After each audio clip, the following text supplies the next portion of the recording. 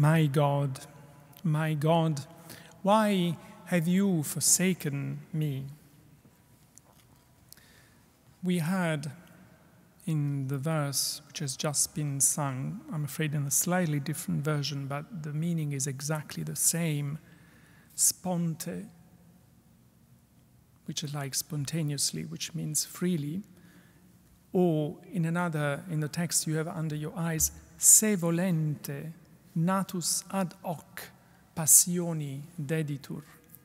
It is volens, willingly, ardently, eagerly, that God consigned himself to the cross. This was the reason why he had taken our mortal flesh and come into the world. This had been God's resolve from all eternity. It is before the foundation of the world, says Paul, that he determined to be forever for us. This was the resolution that the God made flesh, Jesus, doggedly kept lustra sex for 30 years, the whole length of his life. The hymn, this beautiful hymn, Crux Fidelis, as a whole is a celebration of God's resolve. No sooner, we have seen, had the forbidden fruit been snatched, the deceit been perpetrated, that the Creator devised the plan for our rescue. Venantius says that he saw that since our misfortune had come from a tree, so he foresaw the other tree, the cross, which means that he foresaw his own death. You understood me correctly. God knew that the death incurred by our forebears would become his own. When he said to them, "You must not eat from the tree of the knowledge of good and evil, for when you eat from it, you will certainly die," what he meant was, "For if you eat, I will die." Because in creating us, he had resolved that nothing would ever separate us from his love, neither death nor life, neither angels nor demons, neither the present nor the future, says Paul. And when the moment came, driven by this resolve, Jesus, the Son of God, turned resolutely towards Jerusalem, that is, towards the place where he knew he was about to face the people who were plotting his assassination. With all his heart, all his soul, and all his strength, he was undivided in his determination to love his own to the end, as John says. His heart was unified in the way beautifully, achingly sung by the psalmist in Psalm 86. "Teach me your way, O Lord, that I may walk in your truth. Unite my heart, unify my heart to fear your name. Give me an undivided heart." From this undivided heart flow the things that Jesus does and says on the cross, forgiving those who are torturing him, rescuing the criminal who shares his fate, gathering humanity in his body and entrusting the woman and the man, that is us, to each other's care. Unbearable pain leads people to curl in on themselves, to collect their strength, to protect themselves by minimizing their exposure to potential threats. The cross instead maximizes the exposure. The wounds are kept wide open, the arms extended to embrace, gather the whole of humanity at one, that is united to the Father, reunited by restoring the possibility of truly forgiving each other as the Father is forgiving us. Yet, even this is not enough. For this reconciliation, this unification, this at-one-ment to become reality, what had to be healed was our heart, was the inner division of our heart. At all levels, ethically, emotionally, psychologically. We are divided in our resolve, unlike him. Forever torn between our loyalties and our self-interest, our solidarity with others and our comfort, permanently inhabited by conflicting instincts.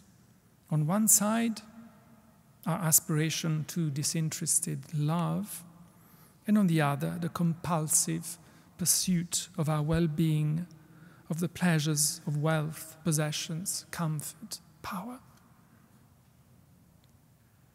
And we tragically become capable of the worst evil when we let this inner division harden and become compartmentalization. We compartmentalize our heart.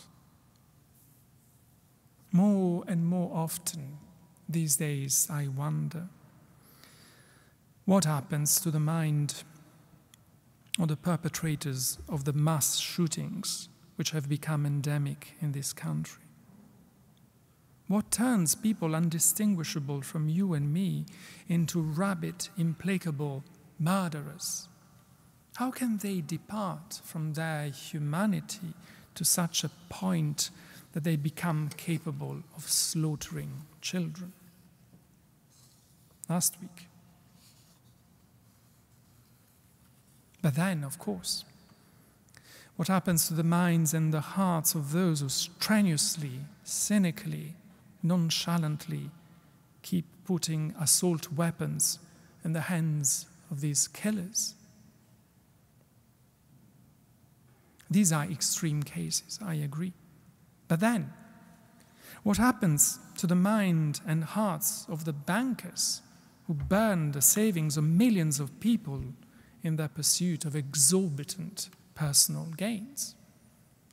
What happens to the hearts and minds of those who, especially since the 80s, have ruthlessly enforced models of corporate governance wholly devoted to maximizing wealth for shareholders, who positively overlook stakeholders and thus thrive on the exploitation of cheap labor, the suppressing of unions, the denial of social benefits, the devastation of the environment? Most of the time, shareholders don't even know or do not want to know where their gains come from, what their human and environmental cost is. The system allows this to happen, thanks to a simple trick, the same trick, the compartmentalization of accountability. Evil is real. And we do not need to attribute it to a mythical figure, to a personified devil. He is unemployed. The truth is that we do not need him.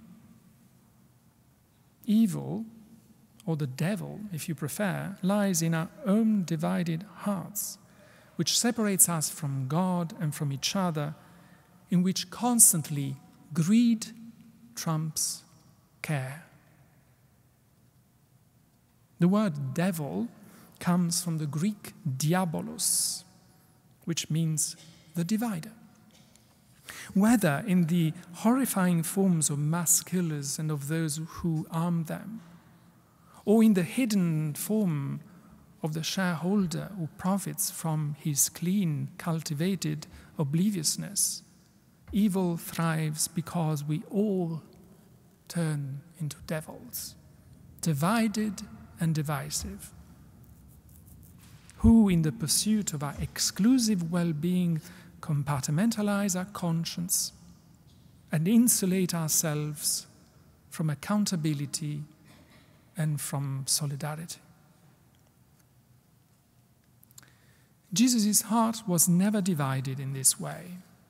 He kept an undivided heart in his resolve to love us to the end, to care for us more than he did for himself. He never gave way to greed. Yet, on another level, with this saying, my God, why have you forsaken me?"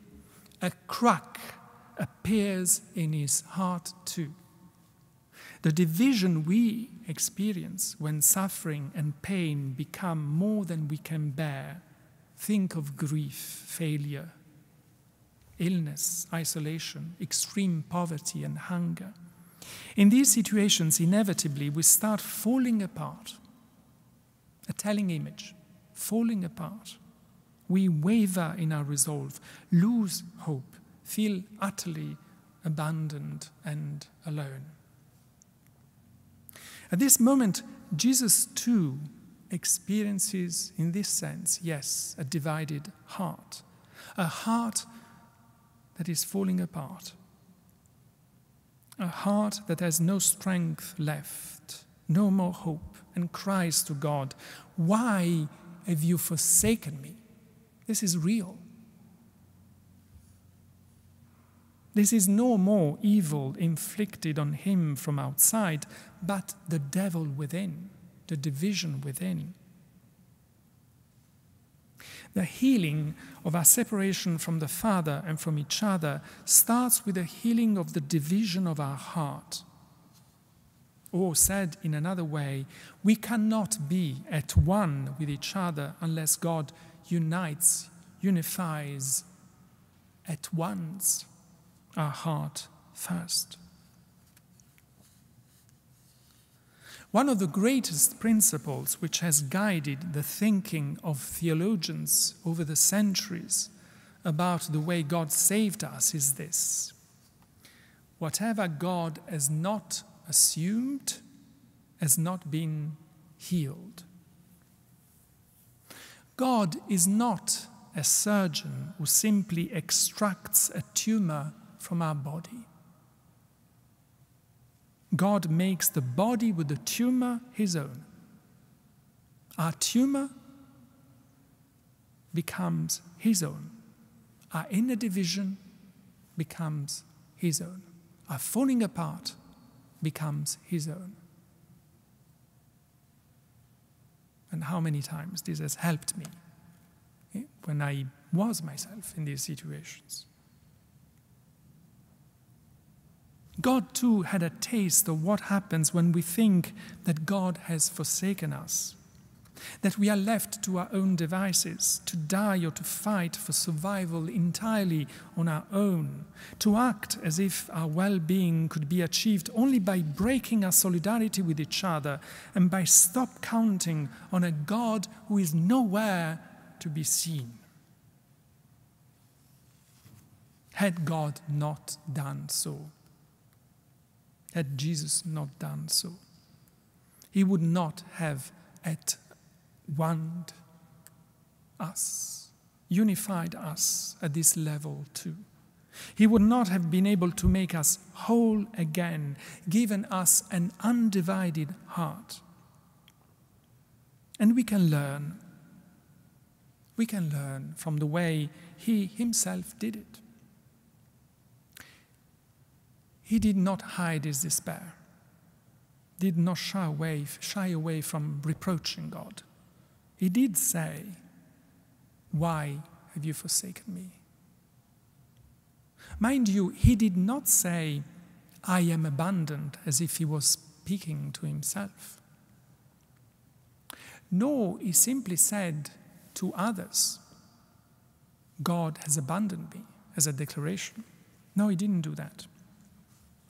He cried his despair to God, or rather, not just to God, but, and here everything changes. This makes the whole difference. To my God, saying it twice, my God, why have you abandoned me? He accuses God and yet keeps clinging to him. Experiences the division, the falling apart of his heart, and yet holds it together by turning his very despair into prayer. This is not a cry of desperation. It is a cry of desperation, yes, but it is a prayer at the same time. My God, he's talking to God. In this my God, lies our healing, the at-one-ment, the rescue from the devil, the divider within. We will fail at some point in our lives. And failure is a bitter taste. We will fall apart in one way or the other, or we'll be threatened to fall apart. But as long as we cling to God, He will allow us to hold it together. He will not let us fall apart. He will again give us an undivided heart. We just have to keep being at one with Him by crying in any way we can. My God, my God.